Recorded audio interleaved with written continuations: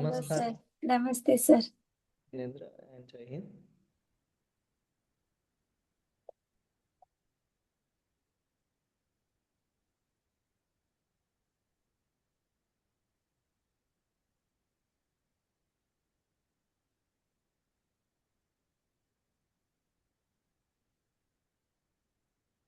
1 ही minute, गौरव sir join कर रहे हैं। हाँ हाँ सर।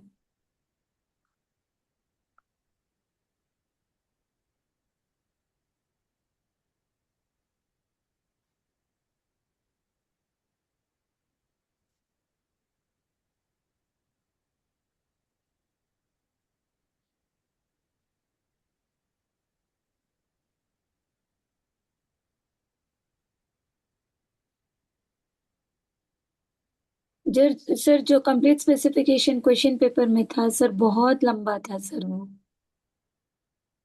लाइक 5 फिगर्स ना, तो उसका ब्रीफ डिस्क्रिप्शन, डिटेल डिस्क्रिप्शन सारे बहुत ज्यादा हो गया।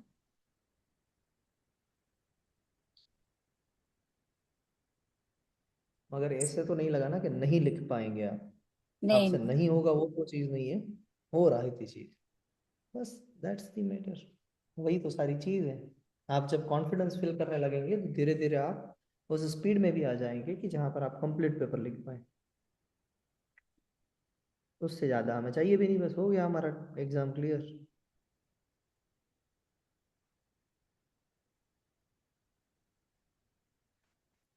चलिए सर, आप ज्वाइन कर रहे हैं कि नहीं अभी?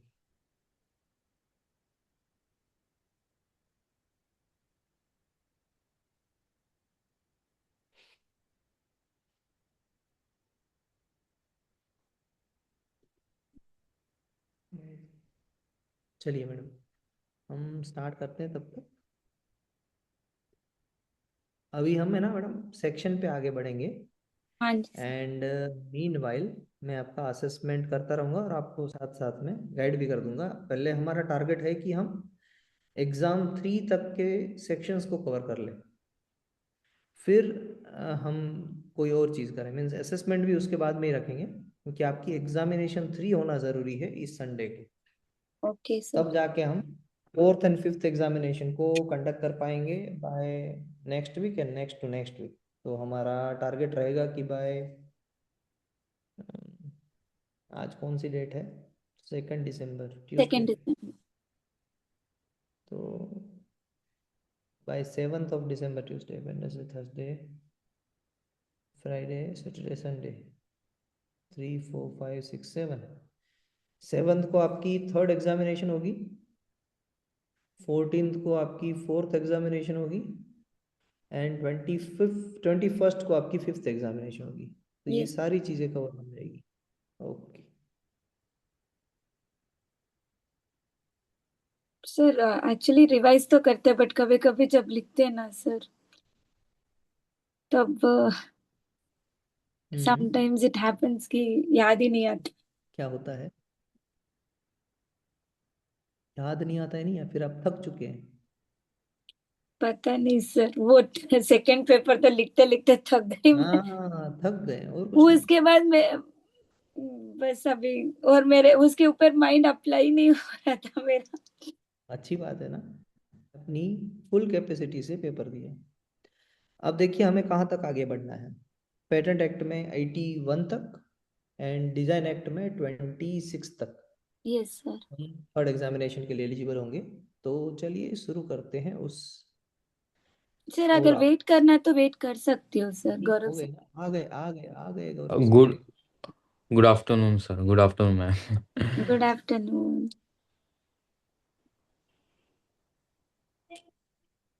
जस्ट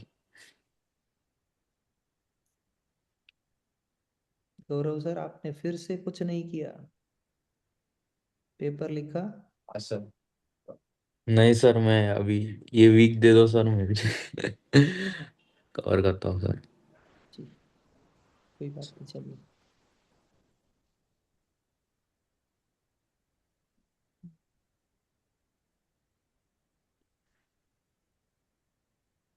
सेक्शन 60, अभी तक हमने सेक्शन 59 तक की बातें की थी। अब आते ये हैं हम सेक्शन 60 में। सेक्शन 60 बात करता है application for restoration of a lapsed patent. इसमें दो वर्ड है, एक तो है रिस्टोरेशन और एक है लैप्स्ड। तो किसी भी पेटेंट को लैप्स कब माना जाता है और लैप्स होता क्या है? मान लीजिए जी। नहीं नहीं, टाइम बार हो जाता है तो लैप्स। हाँ ओके। तो हमें सबसे पहली रिन्यूअल फीस कब पे करनी होती है? Sir before time gets over, before the term gets over. Before the terms get over, okay. तो हमें जब टर्म, मान लीजिए कोई एक पेटेंट है, वो फाइल हुई थी, एप्लीकेशन फाइल हुई थी, पेटेंट नहीं लिखते हैं, एप्लीकेशन फाइल हुई थी 1/1/23 को। अब वो एप्लीकेशन ग्रांट हुई ऑन 1/1 और से 1/3/25 को। अब इसकी जो फीस होती है रिन्यूअल फीस, वो कैसे कैलकुलेट की जाती है? तो वो होती है, पहला बरस ये होगा, फर्स्ट ईयर ये होगा 1/1/23 से 1/1/24। इसकी रिन्यूअल फीस है 800 रुपये। फिर सेकंड ईयर काउंट होगा सेकंड, वन थर्ड, फोर्थ। 1/24 से 1/1/25। एट उसकी हंड्रेड भी 800 रुपीज फीस है। और ये पहले 2 बरस की फीस हम देते हैं फॉर्म नंबर 1 से। फॉर्म 1 की जो 1600 रुपये फीस है ना, यस सर। वो आप मान लीजिए कि ये दोनों बरस की रिन्यूअल फीस को पे कर देते हैं। इट मीन्स कि अगर पेटेंट ग्रांट हो जाती है पहले 2 बरस में ही, तो आपको कोई रिन्यूअल फीस देनी नहीं है। You need not to give any renewal fees. Is it okay? Is this yes. Statement okay? Okay. अब नेक्स्ट स्टेटमेंट है कि अगर 2 बरस के बाद ग्रांट होती है तो क्या? मान लीजिए यहाँ पर जैसे हमने एग्जाम्पल लिखा था कि यहाँ पर ग्रांट कब मिली है, या फिर मैं इसको कहूँगा रिकॉर्डल ऑफ ग्रांट। दोनों में फर्क क्या है? ग्रांट मिलना यानी जिस दिन आपको ग्रांट मिली उस ग्रांट कहते हैं, मगर जिस दिन पे वो रिकॉर्डल यानी विद इन 7 days रिकॉर्डल मिल जाता। हाँ रिकॉर्डल रजिस्टर में जब एंटर हुआ उसे कहते हैं रिकॉर्डल ऑफ ग्रांट। और रिकॉर्डल ऑफ ग्रांट है 1/3/25। इट मीन्स क्या वो इस पीरियड के अंदर आता है? अभी तक मैंने जो लिखे हैं उसमें आता है? यस और नो? आता था सर, वन हाँ, वन 23। 1/1/23 से 24 ये डेट है जो हमारी 1/3/25। क्या वो यस, आ आती? रहा है सर। कहाँ पर आ रहा है सर 1/1/23 to 24, 1/1/24 to मैडम? नहीं नहीं आ रहा है सर, सॉरी। ये जो ये देखना है 1/1/3/25 देखना है। 1/3/25 नहीं है सर। गौरव सर, समझ में आ रही है बात हम्म कि ये 1/3/25 जिस दिन को हमें ग्रांट मिली, हम्म, वो हम्म, ये दोनों जो पीरियड है उसके बीच में नहीं आता है। नहीं। तो नेक्स्ट ईयर ऑनवर्ड्स जाएंगे हम नेक्स्ट ईयर ऑनवर्ड्स बात करते हैं। नेक्स्ट ईयर कौन सा होगा? Third sir year. Third, 4 years again, तो और थर्ड ईयर कहाँ से स्टार्ट होगा? 1/1/26। 25 यहाँ पर एंड हुआ ना? हाँ करेक्ट, 25, 1/1/25। 1/1/25 टू 1/1। 26। और इसके भी कितने रुपीस हैं? पहले 6 बरस के लिए 800 रुपये हैं। तो अब डेट ऑफ रिकॉर्डल को हमें कितनी रिन्यूअल फीस पे करनी है? Minimum 800 rupees. Yes. Minimum 800 rupees, क्योंकि डेट ऑफ रिकॉर्डल ऑफ ग्रांट यानी आपको ग्रांट कब मिली? तीसरे बरस में मिली, थर्ड ईयर में। इसके बीच में आ रहा है ना ये 10 year. One yes sir. One twenty five से लेके 1/1/26 उसके बीच में आ रही है ना 1/3/25। तो थर्ड ईयर के अंदर आपको ग्रांट मिली, इसी वजह से आपको जो रिन्यूअल फी हम्म पे करनी है थर्ड ईयर की पे करनी है। और थर्ड ईयर की कितनी है? 800 रुपये रिन्यूअल फीस है। तो वो रिन्यूअल फीस पे करने के लिए आपके पास टाइम पीरियड कितना है? 3 पहले months। तो है 3 मंथ्स। इट मीन्स कहाँ से 3 मंथ्स, डेट ऑफ रिकॉर्डल से 3 मंथ्स। तो 1/3/25 से 3 मंथ कितना हुआ, 1/6/25। मान लीजिए आप यहाँ पर नहीं कर पाते हैं और आप एक्सटेंशन लेते हैं और 6 महीने का, अप टू 6 मंथ, मगर यहाँ पर आपको 1/6/25 से पहले क्या फाइल करना पड़ेगा, फॉर्म नंबर 4 फोर। फाइल करना पड़ेगा। तो आप कहाँ तक उसको एक्सटेंड कर सकते हैं, 6th मंथ एक्सटेंड कर सकते हैं। तो लास्ट डेट क्या होगी इसकी, 1/12/25, ये लास्ट डेट है, यहाँ तक एक्सटेंड हो सकता है। अंडरस्टूड। यहाँ फॉर्म 4 का क्या फीस होगा सर? फॉर्म 4 की फीस है 480 रुपीज पर मंथ। सर उससे अच्छा तो वो रेन्यूअल ही करके चले। जी। यस। बट अगर इस टाइम पीरियड में भी, मान लीजिए ये कंप्लीट टाइम पीरियड जो रिन्यूअल फीस पे करने का था, उसमें हमने रिन्यूअल फीस पे नहीं की, तो अब पेटेंट क्या हो जाएगी, लैप्स। लैप्स। तो सिंपल सी बात है कि अगर रिन्यूअल फी पे नहीं की तो पेटेंट क्या हो जाएगी, लैप्स हो जाती। लैप्स। तो लैप्स की बात समझ में आ गई। अब ये पेटेंट जब लैप्स होती है, मान लीजिए यहाँ पर मैं अगर आपको कहूँ कि पेटेंट कब लैप्स होगी, किस डेट पे आपने पेमेंट नहीं किया तो पेटेंट लैप्स होगी, in this example. Sir can you repeat the question? In this example किस डेट पे तक मैंने अगर रिन्यूअल फीस पे नहीं की तो पेटेंट लैप्स हो जाएगी। 1/12/25। Understood sir. सर जैसे कि यानी date of application, date of filing से फॉर्म नंबर 1 फाइलिंग के वक्त अपन फॉर्म 1 फॉर्म करते यानी फिल करते थे 1600 रुपये। तो 1600 रुपये 1800 2 साल में इंक्लूड कर रहे हैं, एट यानी दो हंड्रेड 800 800 वो यानी कंसिडर 2 साल कर की रहे हैं। रिन्यूअल फीस होती है। हाँ। तो सर सपोज वो ड्यूरेशन के अंदर क्या कोई ग्रांट हुआ तो कोई रिन्यूअल ग्रांट हुआ, नहीं पे करनी है। रोल नहीं करनी अगर पड़ेगी। उसके बाद ग्रांट सपोज हुआ। ग्रांट 2 साल से ज़्यादा हुआ, जैसे कि यहाँ पे 3 मंथ्स एक्सटेंड हो रहा है, यानी 2 साल 2 years प्लस 3 मंथ्स हो रहा है, तो थर्ड ईयर की भी फी पे करनी पड़ेगी with form. Minimum, minimum 3rd year की, वो फॉर्म हाँ। नंबर 30 से पे की जाती है रिन्यूअल फीस। जैसे कि डेट ऑफ ग्रांट रिकॉर्ड मिल गई है, ओके। Record of grant. कोटल ग्रांट की डेट आ गई तो within how many months fee pay करने पड़ेंगे sir? 3 months, okay. Suppose 4 months के बाद आया सर, 2 year प्लस 4 5 6, वहां से 3 महीने, जो पाँच भी से डेट ऑफ रिकॉर्ड है वहां से 3 महीने। 3 मंथ्स फिक्स है, यानी 3 years के बाद भी हुआ तो भी 3 मंथ्स, विद इन 3 मंथ्स हम्म। फी पे करनी है। ठीक हम्म। है ना सर? और नेक्स्ट ईयर तो यही कंसिडर होगी सर, रेट ऑफ ग्रांट के से ही 3 years। हम्म। हाँ सर, समझ गया। Every year with in 3 months extension मिलता है, नहीं तो लैप्स हो जाएगी। तो वो सपोज, हाँ, और सपोज 3 मंथ्स और एक्सटेंशन करने के लिए फॉर्म 4 पे फिलअप 6 करना मंथ पड़ेगा। करने के लिए, 6 मंथ एक्सटेंशन करने के लिए। ओके, अप टू 6 मंथ्स कर सकते हैं। वो भी sir 3 months, within 3 months. हाँ, within 3 months form number 4 file करना पड़ेगा। Okay, okay okay. सर। तो अब हाँ ये सर, हाँ सर, ओके। रिन्यूअल फीस पे नहीं हुई तो पेटेंट हो जाएगी lapse.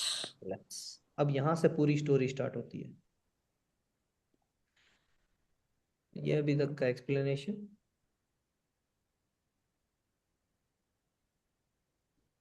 Okay. If renewal fee is not paid of upcoming year before the end of the current year तो पेटेंट हो जाएगी लैप्स। अब लैप्स होने के बाद क्या होगा, आप उसको 18 महीने के अंदर अंदर, with in 18 months, form number 15 file करके उसे रिस्टोर कर सकते हैं। फॉर्म नंबर 15 की फीस है 2400 रुपये, 2400 रुपीज। कब, कहाँ से 18 महीने, अगर आप ये समझ चुके हैं तो कहाँ से 18 महीने, जब वो लैप्स हुई थी वहां से 18 महीने, जब वो लैप्स हुई थी वहां से 18 महीने। क्या फाइल करना है? फॉर्म नंबर 15 फाइल करना। क्या करने के लिए? उसे रीस्टोर करने के लिए। हम्म। रिस्टोरेशन का मतलब समझे? लैप्स में से हाँ। वापस अलाइव करना, जो लैप्स हो यस। चुकी थी उसे वापस इन फोर्स में लाना। और ये सारी डिटेल्स कहाँ पर लिखी है? रूल नंबर 84 में लिखी है। फॉर्म नंबर 15 फाइल करने की इंफॉर्मेशन कहाँ पर लिखी है? रूल नंबर 84 में लिखी है। अगर कुछ भी ना समझ में आया हो तो क्वेश्चन कीजिए,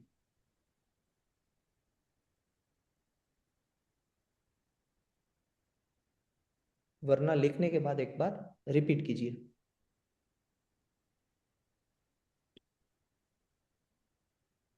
sir, hmm. I can understand this sir. बोलिए क्या समझे आप? सर, जिस like we have to pay renewal fee within 3 months of रिकॉर्डल।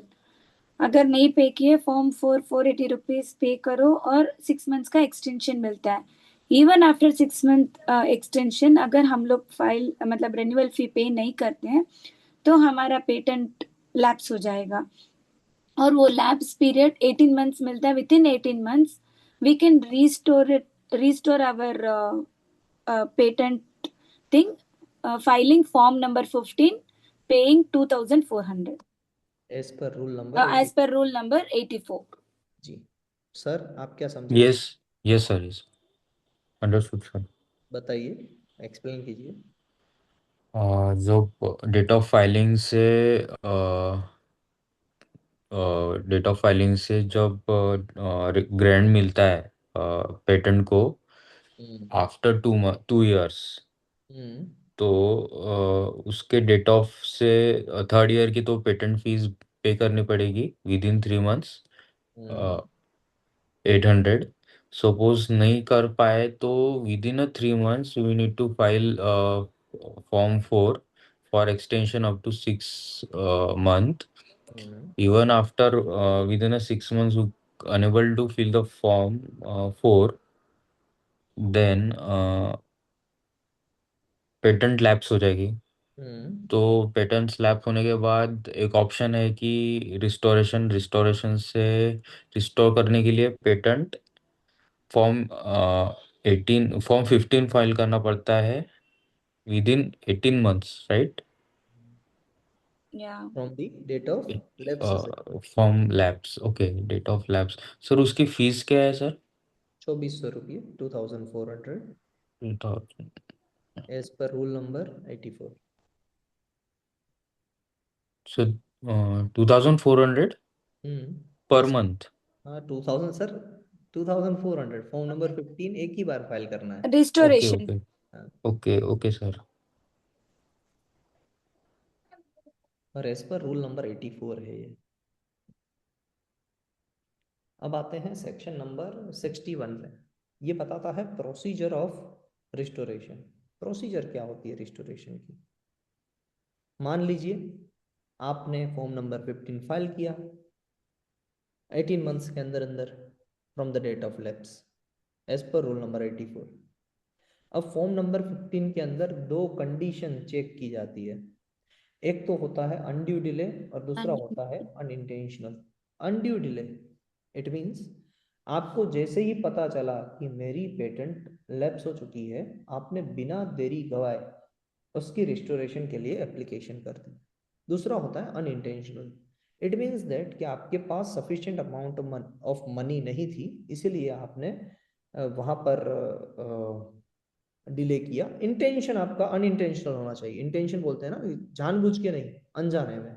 मान लीजिए कि कोई पहला एप्लीकेंट है जिसको पता ही नहीं है पेटेंट एक्ट के बारे में, अब उसकी पेटेंट ग्रांट हो जाती है, लैप्स हो जाती है, उसे पता ही नहीं है कुछ एक्ट के बारे में, तो वो अनइंटेंशनल है, उसे पता ही नहीं है, एक्ट पढ़ा ही नहीं है उसने। तो वो उसे प्रूव करना पड़ेगा। That has to be submitted, the reason has to be submitted in form number 15। और वो फॉर्म नंबर 15 का पब्लिकेशन भी होगा कि ये पर्सन ने अपनी पेटेंट के लिए फॉर्म नंबर 15 पब्लिश किया है। ओके, फॉर्म नंबर 15 का मीनिंग क्या होगा? हम्म। पेटेंट लैप्स हो चुकी थी, अब वो रिस्टोर करवाना चाहते हैं। और रिस्टोर करवाने के दो रीजंस भी वो देंगे, अनइंटेंशनल एंड अनड्यू डिले। यहाँ तक किसी को प्रॉब्लम? नहीं सर। सर अब एनी कॉन्सिक्वेंसेस? हाँ, कॉन्सिक्वेंसेस ही आते हैं ना। मान लीजिए कि ये जो आपने रीजन दी है, वो हम्म रीजन नहीं माने कंट्रोलर ने। हम्म कंट्रोलर ने कहा कि नहीं हम्म गौरव भाई, आप जो बोल रहे हो मैं उससे सेटिस्फाइड नहीं हूँ, तो एज पर रूल नंबर 85 आप with in 1 month from such order of the controller hearing के लिए रिक्वेस्ट कर सकते हैं कि सर मेरी बात सुन लो।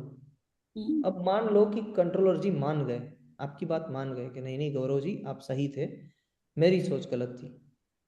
तो जब कंट्रोलर मान जाते हैं, वो एप्लीकेशन पब्लिश्ड हो जाती है कि कंट्रोलर जी ने हाँ कह दिया है, ऑर्डर आया है रिस्टोर करने के लिए। तो रिस्टोर करने के लिए एप्लीकेशन भी पब्लिश्ड होती है कि अब ये रिस्टोरेशन होने वाला है। पहले कब पब्लिश होगी? जब फॉर्म नंबर 15 फाइल किया था तब, ये रिस्टोरेशन होने वाला है।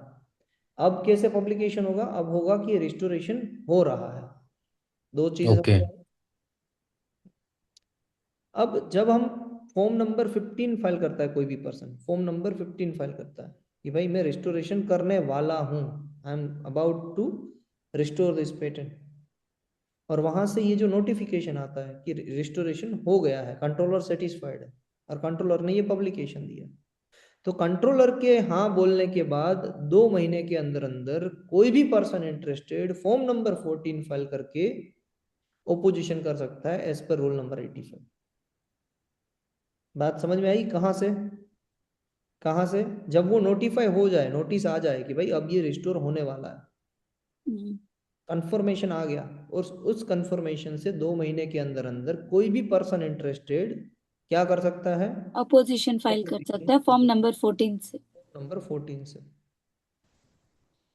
अब ये 2 महीने भी चले गए और कंट्रोलर ने हाँ बोल दिया है कि भाई आप रिस्टोरेशन कर लो, तो कंट्रोलर के ऑर्डर से with in 1 month additional fees, एक पेनल्टी लगेगी 4800 रुपीज हम्म की, और प्लस एडिशनल फीस जो भी अनपेड फीस है वो पे करनी पड़ेगी। वो दोनों पे करके पेटेंटी अपनी पेटेंट को रिस्टोर करवा सकते हैं।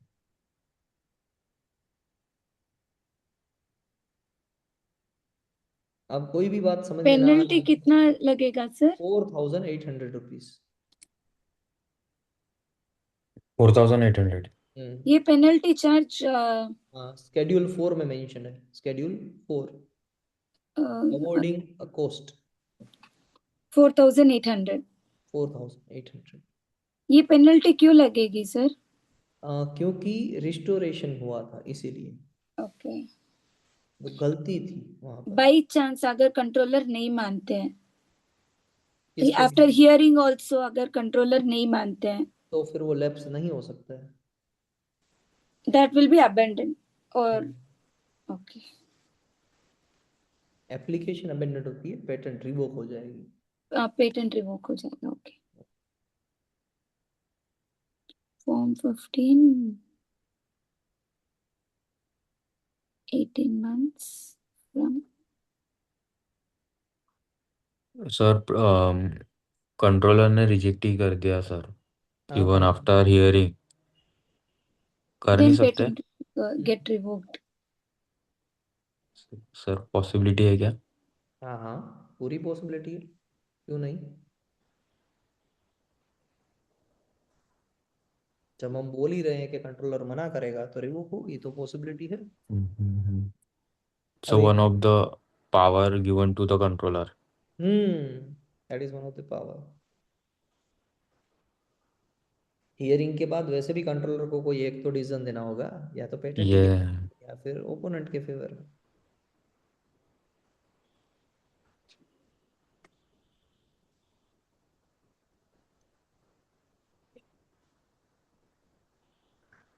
सर बहुत रिवीजन करते ही रहना सर तो। फॉर्म 14 ना sir, for rule 20 by rule 85 form 15 उसका नाम, फॉर्म नंबर 15 सॉरी 14 हम्म वो ओपोजिशन के लिए पर्सन और इंटरेस्टेड ऑपोजिशन।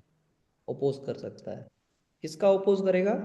वो रिस्टोरेशन का अपोज करेगा कि नहीं नहीं, ये रिस्टोरेशन नहीं होने देना चाहिए।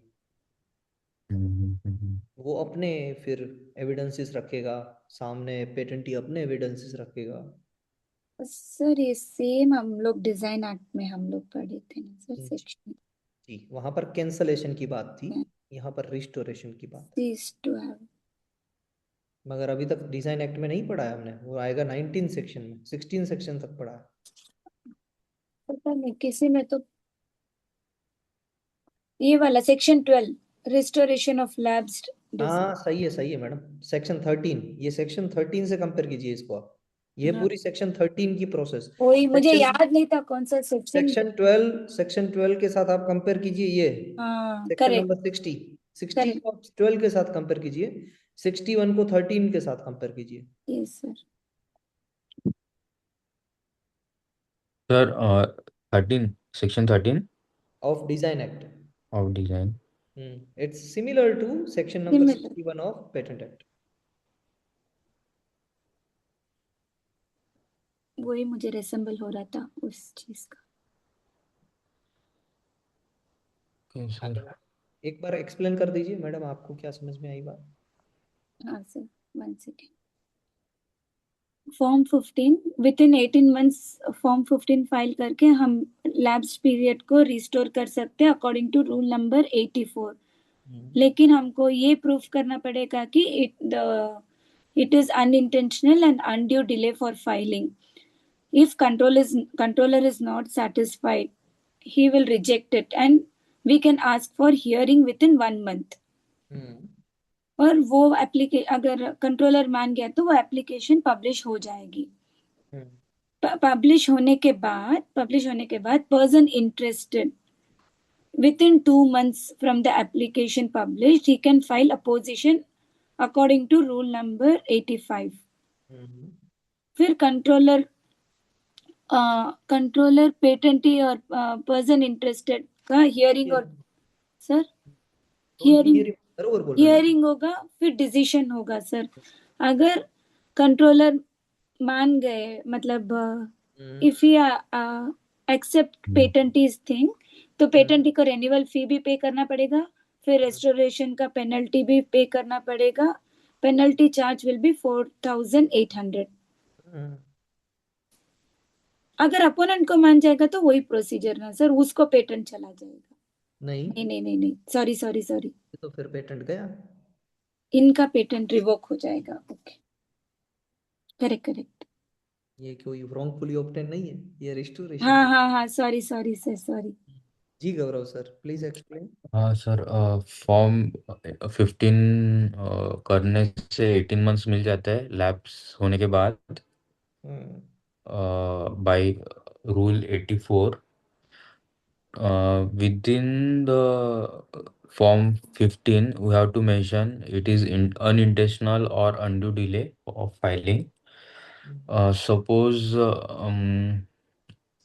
controller reject, then applicant have 1 month hearing option. Then publish restoration की एप्लीकेशन पब्लिश हो जाएगी। तो after publication of patent application, then person interest यानी पब्लिशन होने के बाद 2 मंथ्स मिलता है अपोजिशन के लिए by rule 85 bye filing form number 14। तो सपोज सर रिजनेबल ग्राउंड रहेंगे तो भी हियरिंग एंड डिसीजन होगा ना सर, कंट्रोलर के हाथ में। तो पर्सन इंटरेस्ट के रिजनेबल ग्राउंड रहेंगे तो हियरिंग एंड डिसीजन लेंगे कंट्रोलर। सपोज नहीं होगा, निगेटिव निगेटिव रिस्पॉन्स रहेगा तो पेटेंट रिस्टोर ही यानी लैप्स हो जाएगी। सर कैंसिल ही हो जाएगी क्या सर? लैप्स ऑलरेडी तो है ही। रिवोक हो जाएगी, रिवोक हो पेटेंट जाएगी सर। होने के बाद रिवोक होती है। Revoke if S, then controller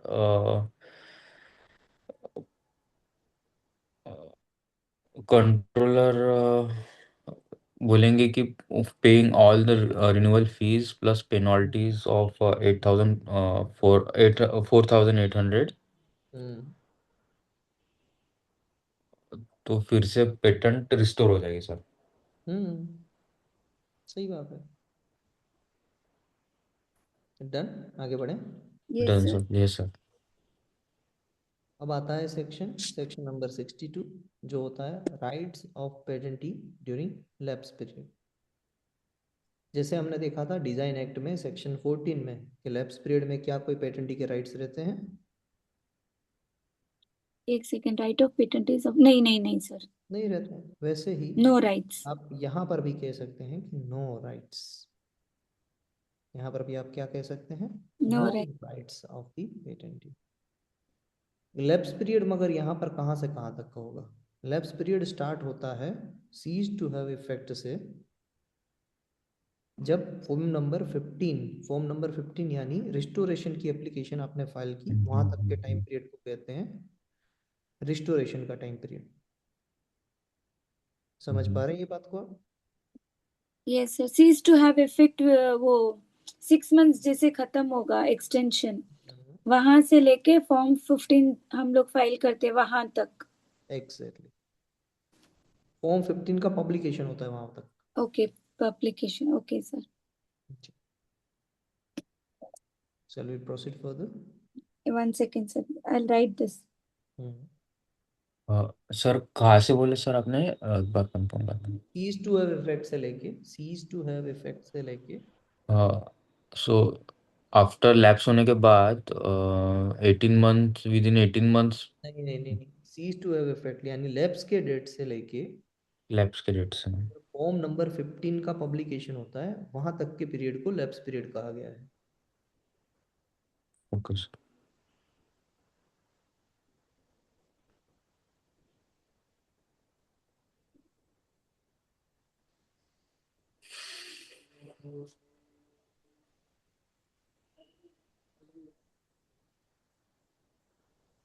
ji sir.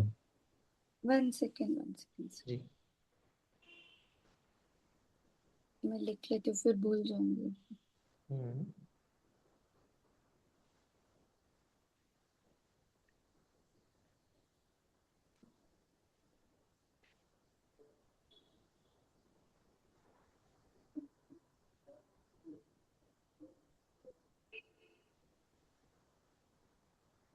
Sir PYQ के आंसर्स हम्म पब्लिश्ड है क्या सर वेबसाइट में भी? हम्म PYQ के मगर आंसर पीवाई क्यूज क्यों करने हैं आपको? पहले आप जितने कर चुके हैं उतना कर लीजिए, ये जो पेपर है हाँ वो। सर, हाँ सर। पीवाई तो क्यूज में करना ही है। पूरा पूरा सेक्शन करना पड़ेगा ना। पूरा सेक्शन तो जी अभी तक हमारा जी। हुआ नहीं है। नहीं तो नहीं अभी तक सर। जो आपको दे रहे हैं उसको आप कर लीजिए, दैट विल हेल्प यू हाँ लॉट। सर, हाँ सर, पहली पेंटिंग है सर।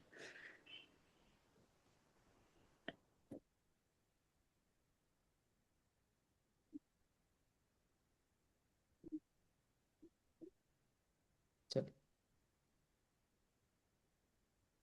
आगे बढ़े। Yes sir. ओके, अब आता है सेक्शन नंबर 63। 63 बात करता है सरेंडर ऑफ पेटेंट्स के बारे में।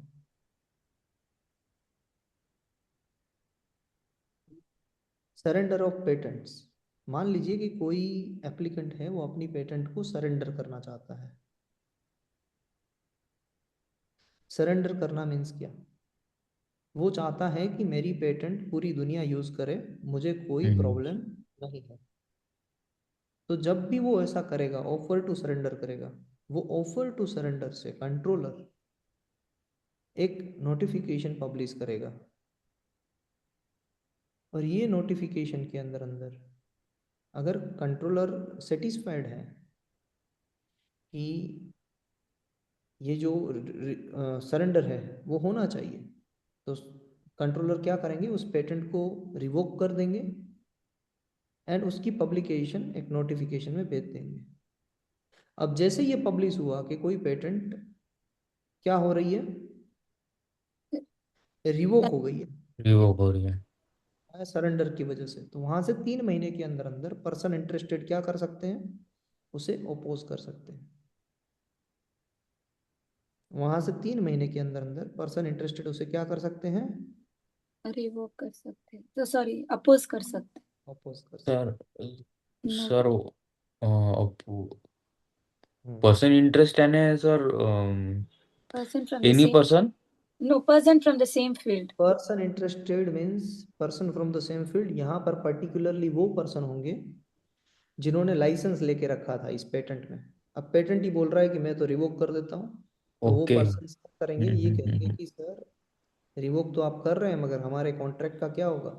ये राइट सर, हाँ वो उसका पर्सन लॉस है। वहां से फॉर्म नंबर 14 फाइल करके 3 महीने के अंदर अंदर क्या कर सकते हैं? अपोज कर सकते हैं। उसका सर, हाँ सर, जिसने भी लाइसेंस दिया है उसका लॉस ही होगा सर, तो हम्म, वो अपोज कर सकता है। एग्जैक्टली। राइट। राइट, अब समझ में आया सर। तो लिख लीजिए, that is section number 63 for you. And in that case अगर कंट्रोलर मान गए पोजीशन को तो फिर? कंट्रोलर मान गए तो पेटेंट सरेंडर नहीं होगी। Okay sir.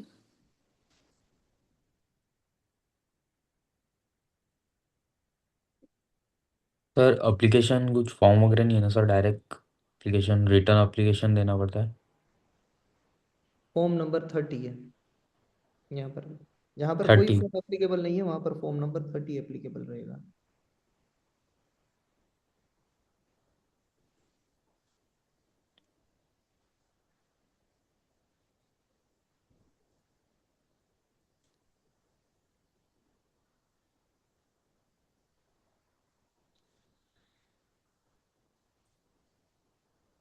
सर आज आप बहुत डल साउंड कर रहे हैं सर। आज पे थोड़ा फीवर है मुझे, क्योंकि कल मैं गया था ना बाहर, तो मैंने खाना बाहर से खाया तो फीवर में आ गया।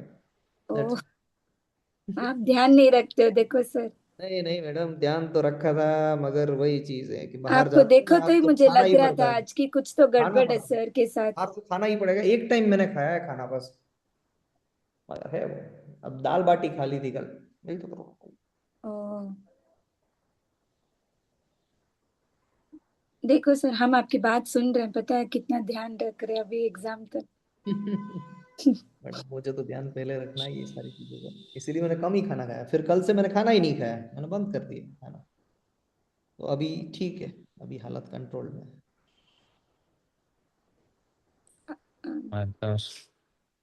लग रहा था सर आपको देखो तभी मैं समझ गई कुछ तो गड़बड़ है आज सर के साथ। हाँ सर, टेक केयर सर। या नहीं, यू हैव टू टेक कोई केयर। प्रॉब्लम नहीं है, यहाँ पर कुछ प्रॉब्लम नहीं। अपने ऐसे भी ये चीजों में भी हम तो जो काम करना है वो तो कर ही लेंगे। वैसा नहीं है सर आप, it is next, just like out of concern बोल रहे कि आप ठीक हो जाओ। जी जी मैडम, श्योर। Yes sir. आगे बढ़े। जी सर। अब हम आते हैं सेक्शन नंबर 64, और सेक्शन नंबर 64 को पढ़ने के लिए हम जाएंगे यहाँ पर आईपी इंडिया वेबसाइट पे।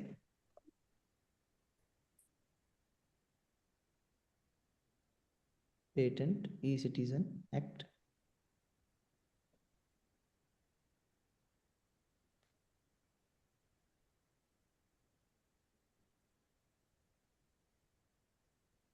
और हम सारे ग्राउंड्स यहाँ पर डिस्कस करेंगे।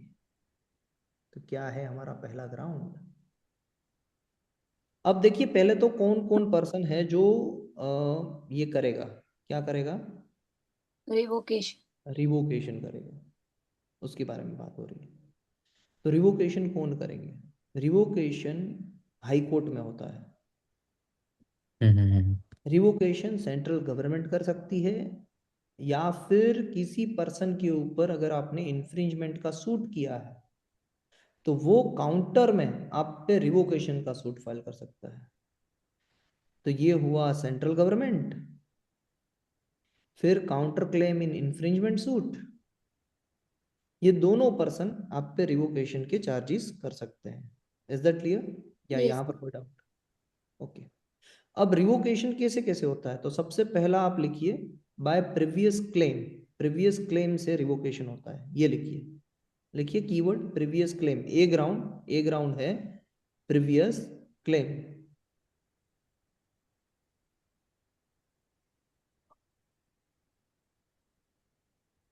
बी ग्राउंड है सेक्शन 6, बी ग्राउंड लिखिए सेक्शन 6। सर एक सेकेंड, 1 सेकेंड सर, 1 सेकेंड। ये ground previous claim, then claim. B ground section 6, जो सेक्शन 6 से जो एलिजिबल नहीं है वो person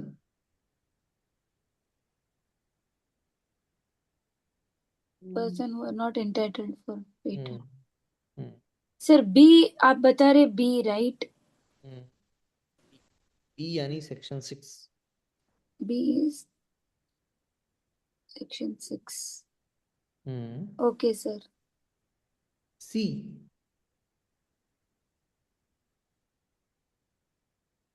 wrongfully obtained, yes C sir. wrongfully obtained।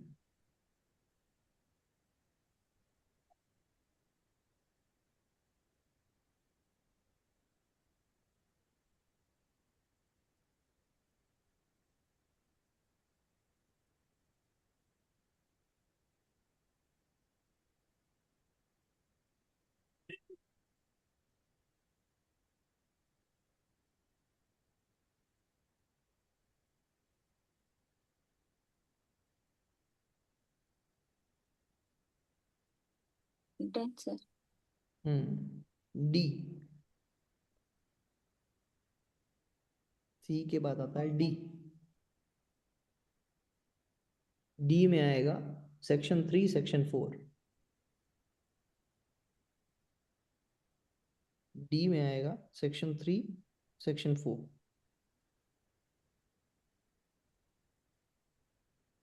Sir, how come section 3? Okay. The subject of any claim of complete specification is not an invention. Sorry, sir. Yeah.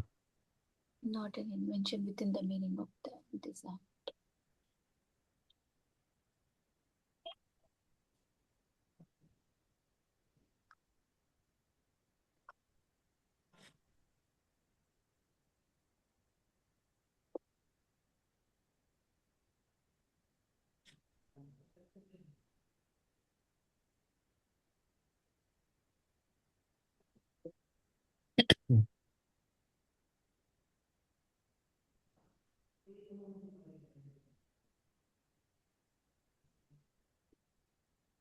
E sir.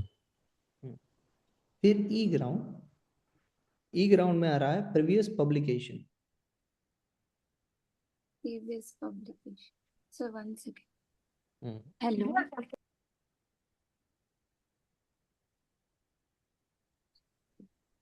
Publication. Previous publication. Okay, sir. F ground में आ रहा है previously no one. Publicly previously known. हाँ, previously no one.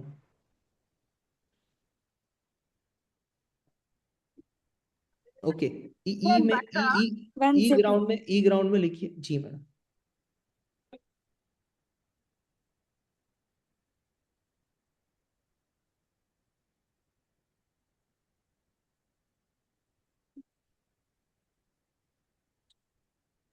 God.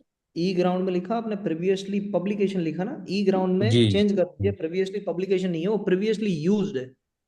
Previous. Previously Previous use use. Previous use in India, previously used in India. India. हाँ, and F ground में रखिए previously known या previously publication.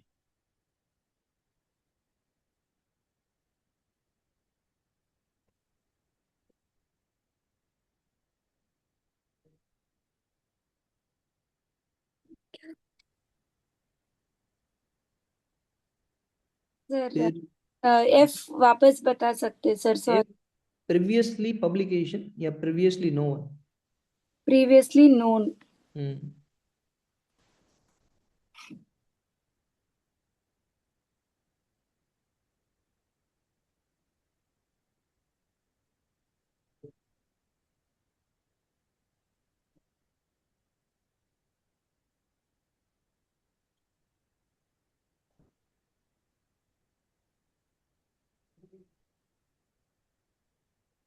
जी। फिर आता है जी, कि वहां पर नॉट यूजफुल यानी इंडस्ट्रियल एप्लीकेबल नहीं है, ये लिखिए इंडस्ट्रियल एप्लीकेबल नहीं है। इंडस्ट्री एप्लीकेबल नहीं है।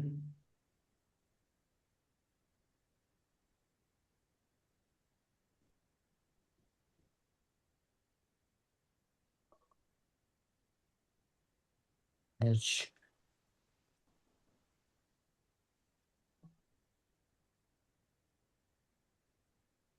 और कितना ज्यादा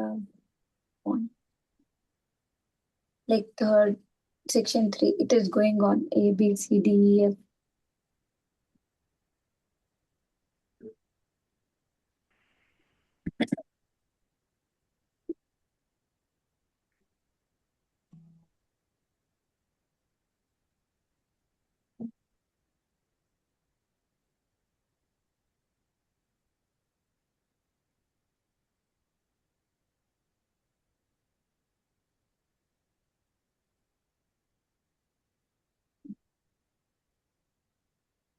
नेक्स्ट एच।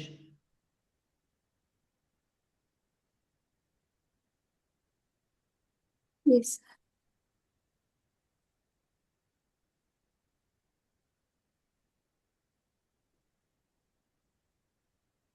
एच में है कि इट इज, क्या है, एच की बात करें। जी sir. Does not sufficiently and fairly describe the invention and the method by which it is to be performed. Hmm, That is यानी to say, एक एवरेज पर्सन ऑफ इंडिया को है, वहां पर समझ में नहीं आ रही बात, यानी बेस्ट डिस्क्लोजर लिखिए यहाँ पर, best disclose, it is not best completely disclose, वैसा लिखिए एज ग्राउंड। क्या लिखेंगे? is it is not sir ये सेक्शन 8 तो नहीं है? नहीं। नहीं मैडम, बेस्ट मेथड डिस्क्लोज नहीं है, वैसा लिखिए। Okay okay, best method not disclose.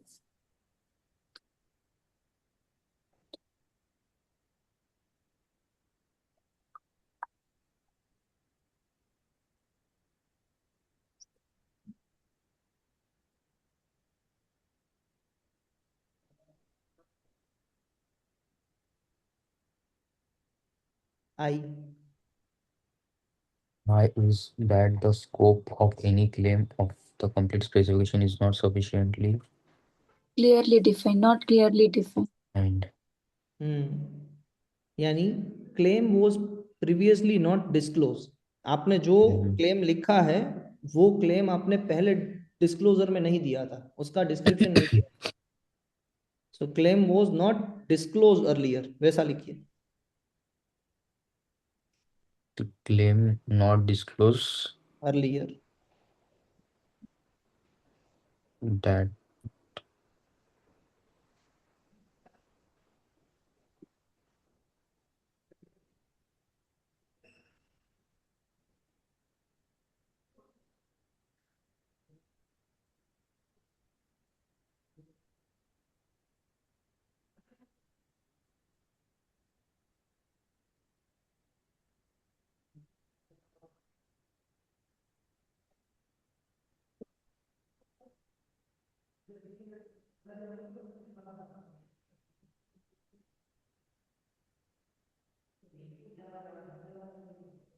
Done. Yes sir. yes कहाँ तक पहुंचे? आई। अब जे में। I J J जे में आएगा or false suggestion suggestion, false or representation. suggestion false representation. क्या है सर? False false representation. Suggestion, false representation. आपने ड्राइंग किसी और की दे दी है और पेटेंट किसी और चीज का लिखा है। अंडरस्टूड। सर सबसे बड़ा सेक्शन है क्या सर ये? It's just going on. या मुझे ऑलरेडी इतना टेंशन होता है एवरीडे कि ना कितना याद रखेंगे ना। इट्स हाँ, आपने किया हुआ है इसलिए मुझे भी सेक्शन। लग रहा है थोड़ा लाइक हम लोग पढ़ते हैं, ठीक है, वापस लगता है कि वो वाले सेक्शन में कुछ तो भूल रहे हैं, अगेन गो टू दैट। हाँ मुझे अभी गौरव, 10 section 10(4) and section 16 is very very resembling, so we have to be very hmm, careful. हाँ वो मुझे बहुत कंफ्यूज हुआ, सेक्शन 10(4) और सेक्शन 16। हम्म, अब मैडम आते हैं के जे के बाद के में। के में पेटेंटेबिलिटी क्राइटेरिया लिखिए, patentability criteria. Not patentable. Not patentable, हाँ। और के और डी में बहुत डिफरेंस नहीं है, डी में है नॉट एन इन्वेंशन, के में है not patentable. Yes sir.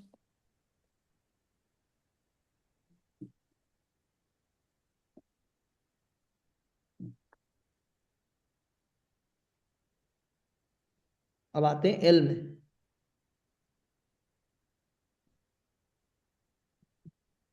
L आता है secretly used in India. L है secretly used in India.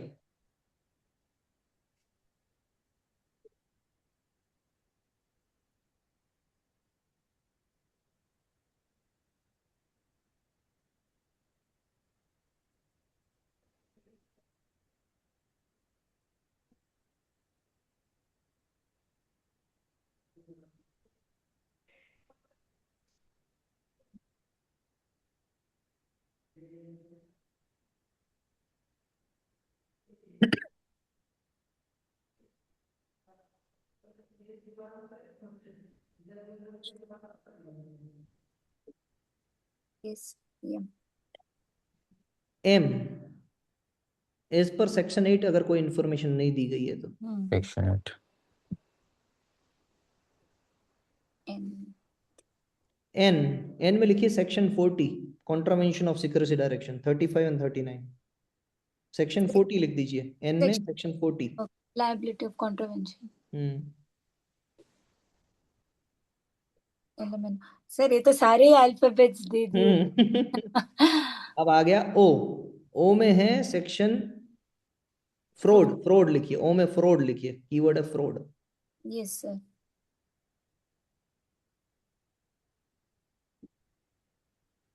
T. P,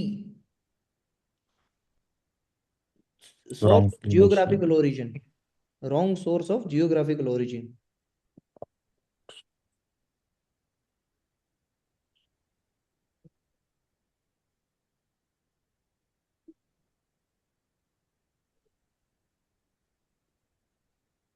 पक्का ये 10 मार्क्स क्वेश्चन में आ जाएगा। N Q, anticipation. TKDL. Yes sir. Traditional knowledge, hmm, section 3P। 3P। Hmm, बस, तो ये A to Q ग्राउंड है, रिवोकेशन के सारे ग्राउंड है, उसको भी हमें मेमोराइज करना है। एक बार आप ये एक्ट उठाइए, एक्ट को पढ़िए और ये जो कीवर्ड्स हैं उसके साथ में इसको मेमोराइज कीजिए। फिर मैं इसकी आपको ट्रिक देता हूँ, पहले ट्राई कीजिए ठीक इसको। है। 5 मिनट्स दे रहा हूँ मैं आपको।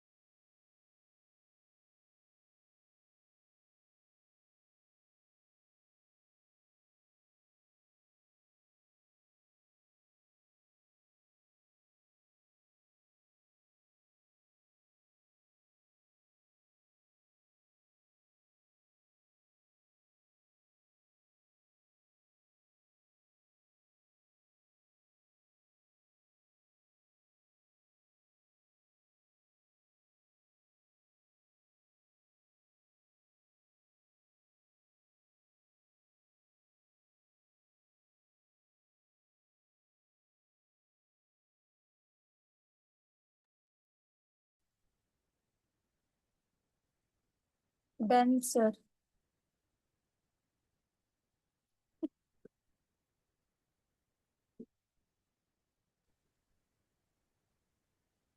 गौरव सर डन। जी सर, मैंने रीड आउट किया है बस। रीड आउट किया है। ओके, अब मैं आपको एक शॉर्ट ट्रिक देता हूँ।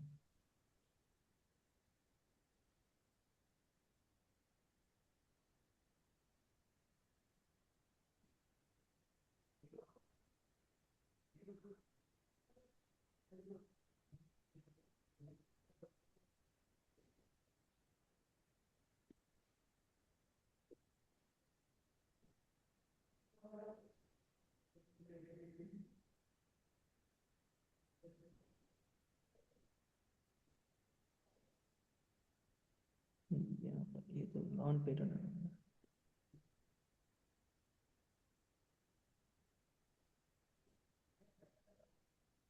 तब तक मैं सारे पॉइंट्स बोलती हूँ सर एक बार। नहीं नहीं मैडम, नहीं बोलना है अभी। अभी मैं आपसे सभी यानी सारे पॉइंट्स बुलवाऊंगा और आप बोल भी देंगे आसानी से। जस्ट मिनट, 1 मिनट दीजिए सिर्फ में। सर एक सेकंड पानी पीते हैं। जी।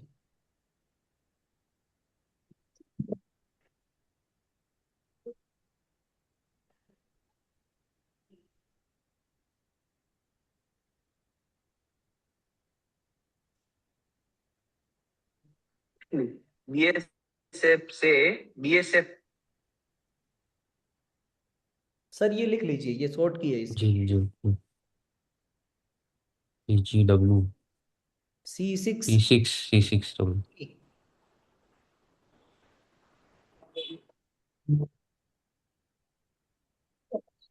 क्या सर लिखे? ये मैडम शॉर्ट की लिख लीजिए, C6W3।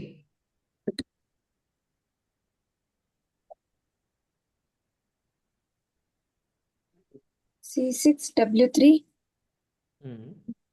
KOI कोई, कोई। BSF P पे सीक्रेसी डायरेक्शन, SC, यहाँ पर देखिएगा, ये जो मैं दिखा रहा हूँ आपको वही वही लिखना है आपको। C6W3 KOI BSF TSC 840 ए 840 सेक्रेटली 8:40 को एबीटी न्यूज से आया। ABT। तो ABT मतलब? हाँ वो समझाता हूँ, पहले लिख लीजिए। लिख लिया सर। जी मैडम, अब देखिए, C से है previously claimed, previously claim previous से है सेक्शन 6, 6 W से है रॉन्गफुल ऑब्टेनिंग, फ्रॉम प्लॉट 3 है section 3, K previously non, O obvious, I it is not used in industry, B best method not disclose, S specification में से ही claim नहीं था, the claim is not disclose from the specification, F false representation, P not patentable, SC secretly used, 8 section 8, 40 section 40, A D for biological and T for TKDL। A में क्या था biological से पहले? Sir wrongful source of geographical origin ही है sir. हाँ वो तो B है, B। A था कुछ उससे पहले। फ्रॉड। 40 के बाद क्या था? Fraud fraud. 40 के बाद फ्रॉड था सर, सेक्शन 57 एंड 58। हाँ, accept in case of fraud, तो उसे ए को फ्रॉड समझिएगा। ये फ्रॉड की बात चल रही है, बस इतना। ये पूरी आपकी ए से लेके क्यू तक के ग्राउंड आ गए इसमें, ABCDEFGHIJKLMNOPQ। आ रहा है समझ में? बोल रहा यस हूँ क्यों? Yes yes yes. अब एक बार ये लिखने के बाद आप फिर से वापस यही, ये ऐसे लिखिए आप इसको, अपनी बुक में आप ऐसे लिखिए, C मीन्स प्रीवियसली क्लेम। फिर 6 मीन्स सेक्शन 6। फिर W means wrongfully obtained। Likewise आप पूरा लिख दीजिए, और इससे आगे ABC ग्राउंड लिखना भी मत भूलिएगा। ये ग्राउंड है A, ये ग्राउंड है B, और ये ग्राउंड है C लाइकवाइज। सर के का क्या बता रहे थे सर? Previously known. ओके। फिर से कह देता हूँ मैडम, C यानी प्रीवियसली क्लेम्ड, 6 यानी सेक्शन 6, W यानी wrongful obtaining section 3, previously known obvious, not industrial capable, B best method, S claim is not from this specification, F false representation, P not patentable, SC secretly used in India, 8 section 8, 40 section 40, ABT, A means fraud, B means biological origin, and T means ticket deal। Yes sir.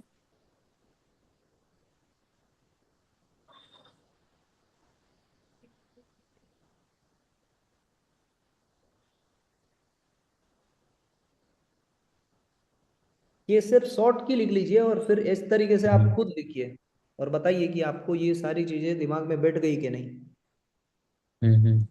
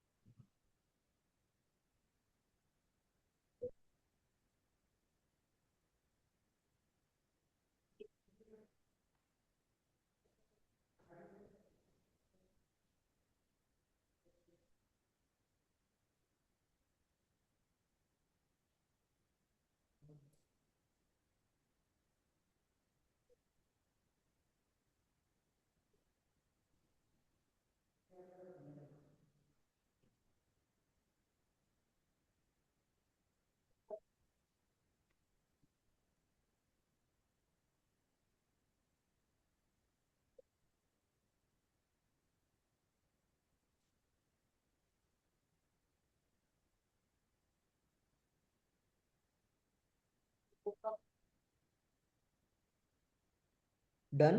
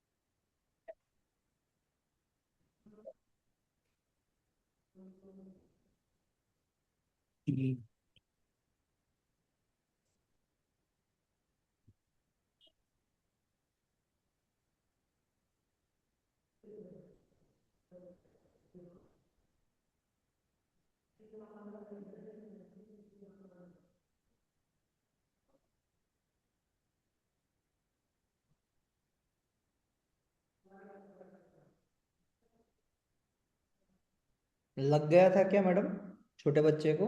हाँ लग गई sir उसको इधर, वो गिर गया नीचे। अरे बाप रे, तो आप पहले वहां पर जाइए, बाकी काम कल कर लेंगे, कोई प्रॉब्लम नहीं है यहाँ पे। नहीं हाँ हाँ सर, कल ही कर लेते हैं। और नहीं वैसे नहीं, ही इट्स आज okay sir, he is taking rest now, no नहीं प्रॉब्लम। सर, सर आप भी रेस्ट कर लो थोड़ा। हो जाएगा सर, मैंने एक नींद ली नहीं है, बस एक नींद लूंगा या नहीं बरोबर। हम्म, 64 का हो गया मीन्स आप ये कर पा रहे हैं कोरिलेट? हाँ सर ये। हाँ सर। वैसे भी 341 हुए, दो सेक्शन ले लेते हैं, चलिए 65 and 66 quickly. 65, revocation of patent और amendment of complete specification on direction from government in cases relating to patent related to atomic energy. मान लीजिए किसी भी पेटेंट में एटॉमिक एनर्जी का इन्वेंशन यूज हुआ था, यानी एटॉमिक एनर्जी को यूज कर रहे थे, और वो पेटेंट पहले दिखाई नहीं दी कंट्रोलर को और ग्रांट हो गई। ग्रांट होने के बाद सेंट्रल गवर्नमेंट को ऐसा लगता है कि एटॉमिक एनर्जी की कोई भी टेक्नोलॉजी को यहां पर यूज किया जा रहा है, तो गवर्नमेंट क्या कर सकती है? As per section 65 central government चाहे तो अगर पेटेंट अगर कोई पर्टेन कर रही है एटॉमिक एनर्जी से जो ग्रांट हो चुकी है, तो उसे कंट्रोलर को कह सकते हैं कि भाई साहब आप इस पेटेंट को रिवोक कर दीजिए। और जब भी ऐसा कहेंगे तो कंट्रोलर जो एप्लीकेंट है उसे नोटिफाई करेगा, एप्लीकेंट मींस पेटेंटी को नोटिफाई करेगा, और उसे एक बार सुनेगा कि सेंट्रल गवर्नमेंट ने ऐसा कहा है, क्या आप मानते हो ये चीज या आप कुछ अपनी बारे में कहना चाहते हो?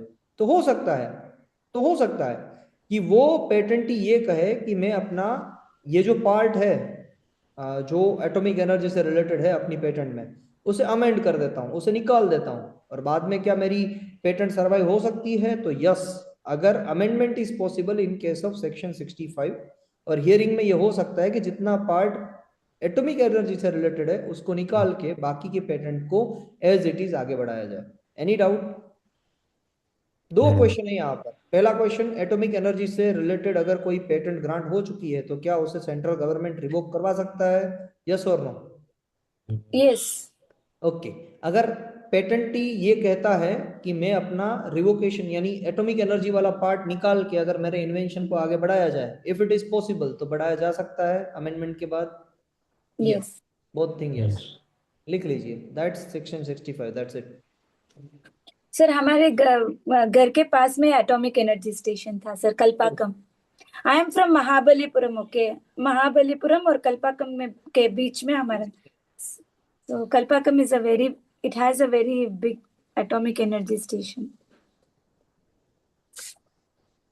आप लिविंग बॉम्ब के बाजू में रहते थे? हाँ सर।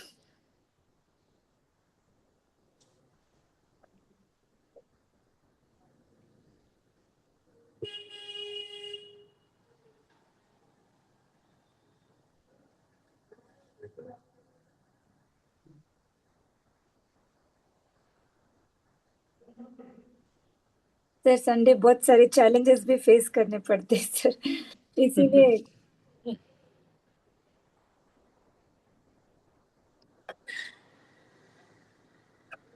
3 क्वेश्चंस बाकी है सर करना, अगर हो सके तो मैं आज ट्राई करती हूँ फिनिश कर, वो थोड़ा समझ में भी नहीं आ रहा था। पहले आप उस बच्चे को देखिए, फिर हाँ करिए। हाँ, यस सर। यहाँ पे उसके मतलब बड़े वाले के नेल से स्क्रैच हो गया उसको।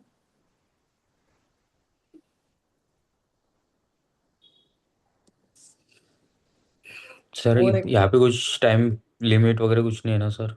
ये सर, पेटेंट ग्रांट होने के बाद कभी भी, और 66 में भी वैसी ही बात है सर। तो 1 सेकेंड फिनिश कर जी। लेती हूँ, 1 मिनट सर।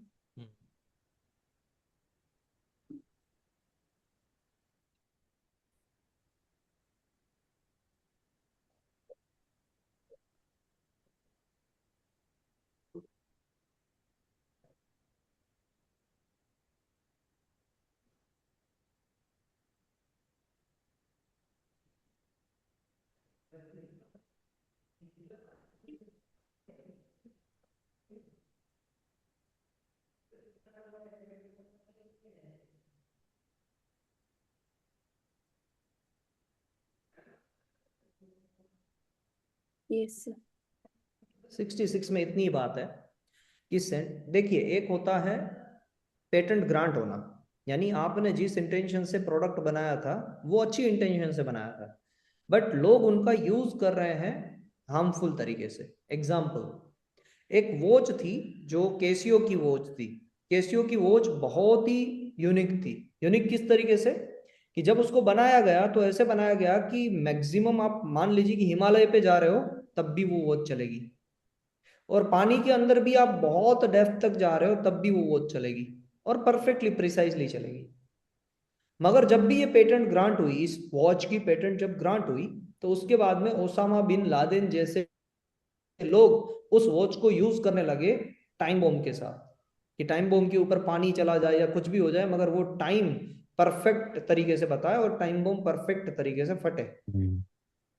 तो ये जब पेटेंट फाइल की गई थी तब वो प्रेजुडिशियल नहीं थी to the human point of view, but after grant of a patent उसका जो यूज कर रहे हैं, उसकी जो एक्सरसाइज कर रहे हैं, वो कैसा था? Prejudicial to the human moral, यानी अगेंस्ट था मोरालिटी के। तो अगर हम्म। ऐसी कोई पेटेंट ग्रांट हो जाती है जिसका बाद में यूज हो रहा है अगेंस्ट द पब्लिक इंटरेस्ट, तो उस पेटेंट को भी अंदर सेक्शन 66 सेंट्रल गवर्नमेंट रिवोक करवा सकती है। और यहां पर सेंट्रल गवर्नमेंट डायरेक्ट नोटिस भेजेगी एप्लीकेंट को कि आपकी पेटेंट रिवोक हो रही है। हियरिंग होगी और कोई अमेंडमेंट अलाउड नहीं है, यहां पर सिर्फ हियरिंग होगी, एक बार सुना जाएगा और सुनने के बाद उस पेटेंट को रिवोक कर दिया जाएगा। एनी डाउट, एनी एग्जाम्पल में ना समझ में आया हो, या कैसे कोई पेटेंट एक्सरसाइज के टाइम पे पब्लिक इंटरेस्ट के अगेंस्ट हो रहा हो, ये भी समझ में ना आ रहा हो तो? सर उसमें भी जैसे कि अभी पेट ऑप्शनल सिर्फ एटॉमिक एनर्जी रिलेटेड ही है क्या सर? यानी इसमें भी जो भी पार्ट नहीं, पेटेंट का। यहाँ पर अमेंड होगा ही नहीं, यहाँ पर अगेंस्ट। देखिए, पेटेंट एकदम परफेक्ट है, यहाँ पर पेटेंट ओके में कोई सर। बुराई नहीं है, बट पेटेंट जैसे एक्सरसाइज हो रही है ना, वो हम्म। अगेंस्ट पब्लिक इंटरेस्ट है। सर जैसे कि क्लेम 1 क्लेम 2, क्लेम 1 में ऑब्जेक्शनेबल है अगेंस्ट हम्म, मोरालिटी वाला, पर क्लेम 2 तो ये रहेगा ना सर? सेपरेट उसके बाद दूसरा इन्वेंशन है, तो हाँ सर। शायद अलाउड करे भी, मगर वो सेंट्रल गवर्नमेंट डायरेक्टली डिसीजन लेगा, यहाँ पर ओके कंट्रोलर सर। नहीं आएंगे। ओके सर, यहाँ पे सेंट्रल गवर्नमेंट के पास भी पावर है। हाँ, और सेंट्रल गवर्नमेंट डायरेक्ट नोटिस भेजेगा टू रिवोक द पेटेंट। ये पेटेंट को गलत तरीके से इस्तेमाल किया जा रहा है, इसको हम रिवोक कर रहे हैं। सर बाय कंट्रोलर से जाएगा कि डायरेक्ट अप्लीकेंट को ही जाएगा सर? डायरेक्ट पेटेंटी को। मिनिस्ट्री से, होम मिनिस्ट्री से। तो ये दोनों सेक्शन भी, 65 एंड 66, ये दोनों सेक्शन भी सेंट्रल गवर्नमेंट के द्वारा पेटेंट रिवोक करे जा रहे हैं, उसके बारे में है। सेक्शन 6 जब एटॉमिक एनर्जी से रिलेटेड कोई इन्वेंशन है उसे सेंट्रल गवर्नमेंट रिवोक कर सकता है। सेक्शन 16(6) टॉक्स अबाउट कि अगर कोई पब्लिक इंटरेस्ट से अगेंस्ट एक्सरसाइज हो रहा है पेटेंट, तो उसे भी सेंट्रल गवर्नमेंट रिवोक करवा सकती है। क्या ये बात आपके दिमाग में बैठी? Yes sir. जी जी जी। Yes sir. एक बार बोल दीजिए, इसको रिपीट कर दीजिए। Sir, if granted patent is misused or prejudiced to public, then central government can directly inform applicant here once and revoke the patent. Central government will directly send notice to patentee for revocation. या In correct, is it correct, sir? Section 64 and 65, central government is involved. Like he can directly send notice to patentee for the revocation.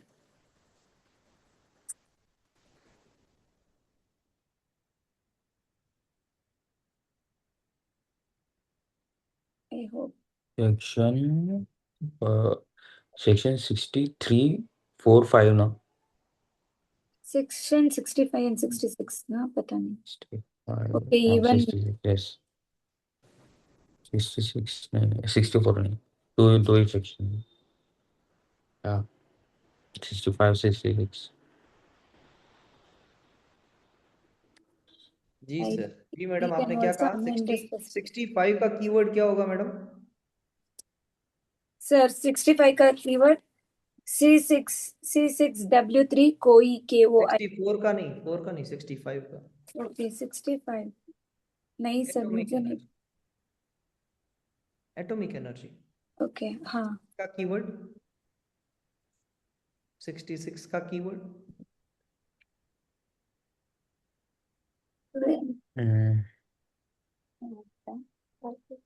सब mischievous ले सकते हैं नहीं तो प्रेडिशियल 5 minutes मामा class में 5 minutes against 66 public interest, against public interest. बस, public interest sir बाकी के पब्लिक स्टेट इंटरेस्ट लिख सकते हैं में आ जाएगा। सर क्या कीवर्ड होगा सर 66 का?